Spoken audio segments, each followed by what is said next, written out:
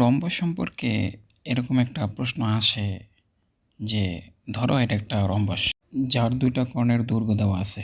প্রশ্ন হচ্ছে বাহুর দৈর্ঘ্য কত।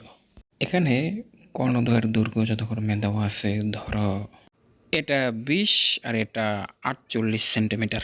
এই প্রশ্নের উত্তর ইজিলি দেওয়ার জন্য তোমাকে একটা বিষয় মনে রাখতে হবে, আর সেটা হলো রম্বসের কর্ণদ্বয় পরস্পরকে সমকোণে সমদ্বিখণ্ডিত করে। মানে ধরো এই কোণটা সমকোণ, অর্থাৎ এই চারটা সমকোণ, আর এখানে এরা সমদ্বিখণ্ডিত হয়েছে। এখন এটা যদি 20 সেন্টিমিটার হয় তাহলে এই অর্ধেক কত? 10 সেন্টিমিটার। আর বাকি যেটা আছে সেটা যদি 48 হয় তার অর্ধেক হবে কত? 24 সেন্টিমিটার। তো এখানে একটা মজার বিষয় হলো, যেহেতু এখানে একটা সমকোণ তৈরি হয়েছে, তো এটা যেহেতু একটা বাহু, এটা নিশ্চয়ই অতিভুজের কাজ করে। তো এটা নির্ণয়ের জন্য আমরা কিন্তু পিথাগোরাসের সূত্র ব্যবহার করতে পারি, কিন্তু এটা আমরা করব না।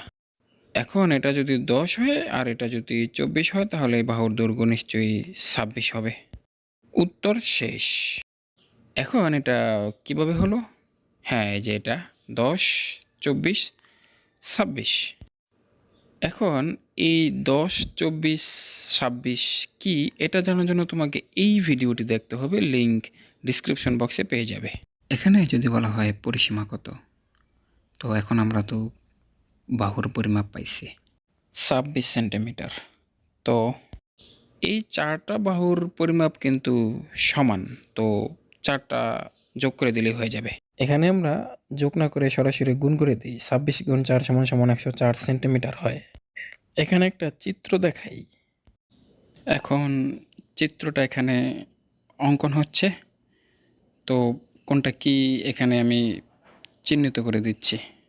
এত কিছু দেখানোর মানে হচ্ছে এখানে মূল প্রশ্নটা কি, যা এর দৈর্ঘ্য কত। এখানে ভিডিওর শুরুতে আমি রম্বসের একটা বিষয় বুঝাইছি, সেটা যদি বুঝে থাকো তাহলে এটাও বুঝবে। প্রশ্নটা একটু বোঝার চেষ্টা করো। ও কেন্দ্র বিশিষ্ট একটা বৃত্তে যা এর ওপর একটা লম্ব দেওয়া আছে, যার দৈর্ঘ্য 10 সেন্টিমিটার। এই ক্ষেত্রে আমরা একটা বিষয় জানি, সেটা হলো কেন্দ্র থেকে লম্ব যাকে কি করে? সমদ্বিখণ্ডিত করে। তো এখানে লম্ব যাকে কি সমদ্বিখণ্ডিত করেছে?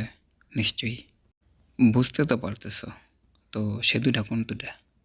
নিশ্চয়ই এটা আর এটা। আর এখানে একটা চিহ্ন দেওয়া উচিত।